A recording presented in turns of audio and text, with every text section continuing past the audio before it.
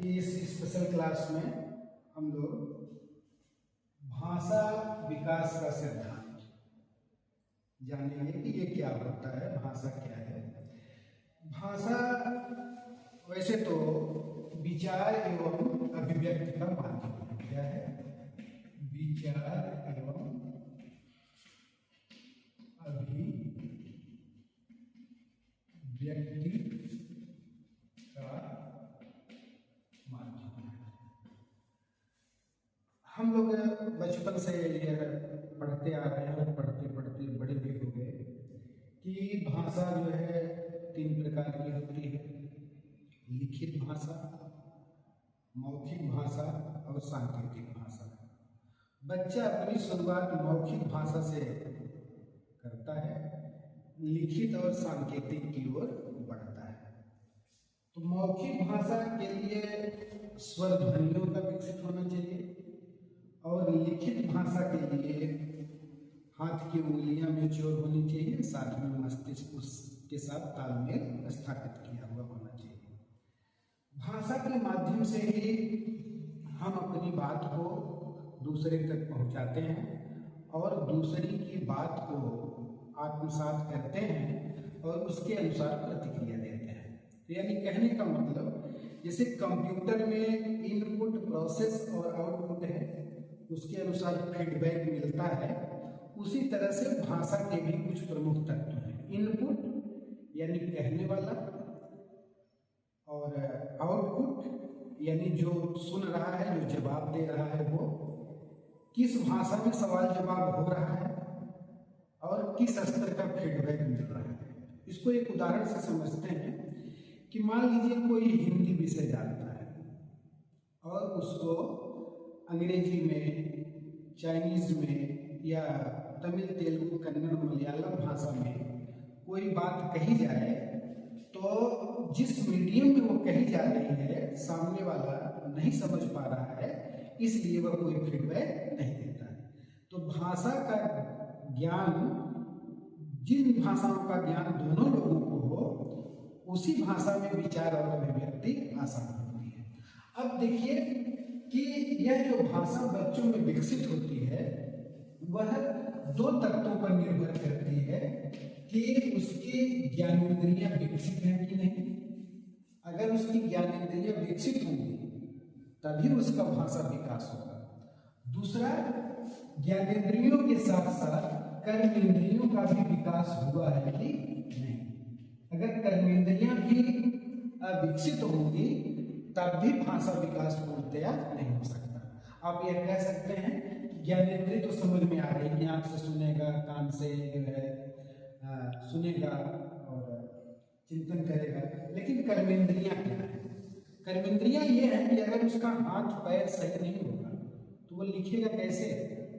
बहुत सारे ऐसे लोग भी, कुछ लोग दिखते हैं जिनके हाथ नहीं होते तो पैर की उंगलियों से भी अच्छा और बहुत सुंदर लिखते हैं।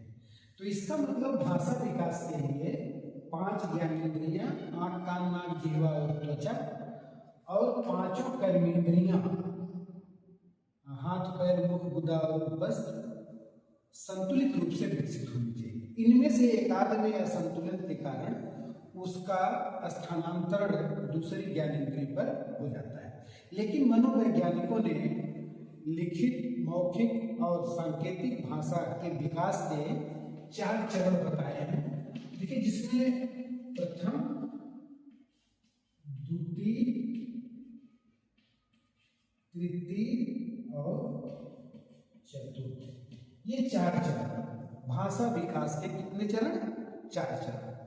अब प्रथम चरण में सबसे पहला चरण भाषा का क्या है, जिसको हम आप ऐसे व्यावहारिक रूप में समझ सकते हैं कि जैसे मान लीजिए कि कोई व्यक्ति बुजुर्ग हो गया है, अब उसे कान से कम सुनाई देता है, तो आप जब उसके पास जाते हैं और बहुत तेजी से कुछ बोलते हैं तब वह उसका जवाब दे पाता है। अगर धीरे से बोलते हैं तो उसके कान तक आवाज नहीं जाती है और वह नहीं सुन पाता है, तो कोई प्रतिक्रिया नहीं देता है। तो इसका मतलब भाषा विकास का पहला चरण है श्रवण। श्रवण का मतलब सुनना, यानी उसको सुनाई देना चाहिए। अगर उसको सुनाई देगा तभी वह बोलेगा। जैसा कि हमने भी एक बुजुर्ग का उदाहरण दिया कि अगर कोई बुजुर्ग है और उसको कान से सुनाई नहीं पड़ता है या कम सुनाई पड़ता है तो वह प्रतिक्रिया नहीं देता है। तो जब वह सुनता है तो बोलता है। श्रवण के बाद वाचन या बोलना, दूसरा चरण हो गया बोलना। जब प्रथम चरण में कोई सुनने लगता है और उसकी प्रतिक्रिया में वो बोलता है, तो बोलने के बाद अब दो बातें और हैं। इसके बाद के दो चरण और हैं। एक चरण है पढ़ना और लिखना। इसमें मनोवैज्ञानिकों में मतभेद है। मॉन्टेसरी प्रणाली की जनक मेरिया मॉन्टेसरी अगर लिखने पर जोर देती हैं तो फ्रोबेल किंडरगार्टन पद्धति के जनक पढ़ने पर जोर देते हैं। तो ये इन दोनों में एक बेसिक अंतर ये लोग बताते हैं। लेकिन तृतीय और चतुर्थ चरण भाषा विकास की दृष्टि से पढ़ना तीसरा चरण बताया जाता है और चौथा चरण उसका है लिखना। यानी इस प्रकार बच्चों का, बालक का जो भाषा विकास होता है वो 4 चरणों में होता है। पहला सुनना, दूसरा बोलना, तीसरा पढ़ना और चौथा लिखना। अब आइए हम इसकी व्याख्या करते हैं कि किस प्रकार ये चारों चरण जो भाषा विकास के हैं वो कैसे ज्ञानेंद्रियों और कर्मेंद्रियों से जुड़े हुए हैं। अब देखिए, सुनने के लिए हमको किसका सहारा लेना पड़ता है? कान का। तो अगर किसी बच्चे का कान से सुनाई नहीं दे रहा है किसी बच्चे को, तो आप कल्पना कीजिए कि वो कहाँ से बोलेगा। और जब उसको सुनाई नहीं पड़ेगा तो वो बोलेगा नहीं, और बोलेगा नहीं तो वो गूंगा होगा, अर्थात उसकी आवाज भी नहीं निकलेगी, आवाज विकसित नहीं होगी। तो कान क्या है? एक प्रमुख ज्ञानेंद्रिय है। और अगर कान ज्ञानेंद्रिय विकसित नहीं है तो मुख की जो ज्ञानेंद्रिय है, आवाज यानी बोलने का काम हम कहाँ से करते हैं? मुख से। मुख एक कर्मेंद्रिय है। तो अगर कान जैसी ज्ञानेंद्रिय का विकास नहीं हुआ है तो मुख कर्मेंद्रिय का विकास नहीं होगा। अब इसमें एक पक्ष है ये कि मुख से हम भोजन भी करते हैं, तो वो भोजन कर सकता है लेकिन उसकी आवाज नहीं निकल पाएगी, वह अपनी बातों को दूसरे से व्यक्त नहीं कर पाएगा। अब देखिए, तीसरा चरण है पढ़ना। पढ़ने के लिए देखना पड़ेगा, अक्षर की पहचान करनी पड़ेगी। अगर वह नहीं देख रहा है तो अक्षर की कैसे पहचान करेगा? हालांकि लुई ब्रेल ने अंधों को पढ़ने के लिए एक ब्रेल लिपि का आविष्कार कर दिया है, जो उंगलियों के सहारे टच करके बच्चे पढ़ लेते हैं, जो बच्चे जन्मांत होते हैं।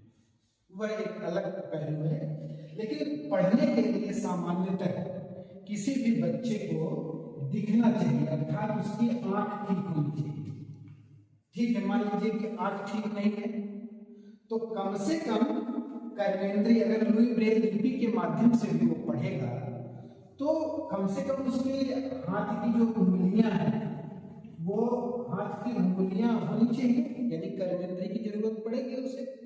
अगर उसकी हाथ की उंगलियां सही नहीं है तो वो लुई ब्रेल लिपि के उभरे हुए अक्षरों को वो नहीं देख पाएगा, नहीं पढ़ पाएगा, नहीं समझ पाएगा। तो पढ़ने के लिए आंख और लुई ब्रेल लिपि के अनुसार हाथ की उंगलियां मैच्योर होनी चाहिए। अब अगला देखिए, चतुर्थ चरण है लिखना। अब लिखने में तो सबसे महत्वपूर्ण हाथ की उंगलियों का योगदान है। अंगुष्ठा, तर्जनी और मध्यमा, इन 3 उंगलियों के सहारे कोई भी बच्चा मुख्यतः इस रूप से कलम को पकड़ता है और लिखता है। कुछ ऐसे व्यक्ति भी देखे जाते हैं जिनका किन्हीं कारणवश दोनों हाथ नहीं है, तो वो पैर से भी बहुत सुंदर लिखते हैं, लेकिन उसमें भी पैर की उंगलियों का महत्वपूर्ण स्थान होता है। पैर भी एक प्रकार की कर्मेंद्रिय है। अगर वो विकसित नहीं होगी तो वो उससे चल नहीं पाएगा, लिख नहीं पाएगा, अगर कोई किसी का हाथ नहीं है तो। भाषा विकास की प्रक्रिया के ये 4 चरण है, लेकिन उसमें सबसे प्रमुख तत्व क्या है? भाषा विकास का सबसे प्रमुख तत्व है ध्वनि। अगर ध्वनि नहीं है, ध्वनि का स्थानांतरण नहीं है एक व्यक्ति से दूसरे व्यक्ति में, और वह सुन नहीं पा रहा है, तो वह भाषा विकास के प्रथम चरण को नहीं प्राप्त कर सकता। इसके बाद सांवेगिक प्रतिक्रिया के माध्यम से बच्चों में भाषा विकास होता है। शुरुआती में वो तुतलाता है, बलबलाता है और कुछ उल्टी सीधी बातें बोलता है। बाद में वह निरर्थक शब्दों को बोलना शुरू करता है, जिसमें माँ, पा, दा, का, रा, ना, सा, ढा, का, कु, के, का, ऐसे कई सारे शब्द वो बोलता है और अपने आप दोहराता रहता है। जब लगभग वह 1.5 से 2 वर्ष के बीच में होता है तो कुछ शब्द बोलने लगता है। भाषा विकास की प्रक्रिया में यह जानना बहुत जरूरी है कि भाषा विकास के क्रम में बालक सबसे पहले संज्ञा शब्दों को बोलता है। व्याकरण के जो विद्यार्थी होंगे, हिंदी व्याकरण के, वो जानते होंगे कि संज्ञा क्या है, सर्वनाम क्या है, क्रिया विशेषण आदि ये सब क्या है। तो सबसे पहले वह संज्ञा शब्द बोलता है। जैसे मान लीजिए मम्मी या माँ या माता जी या माई, जो भी ऐसे शब्द वह बोलता है तो वह संज्ञा है।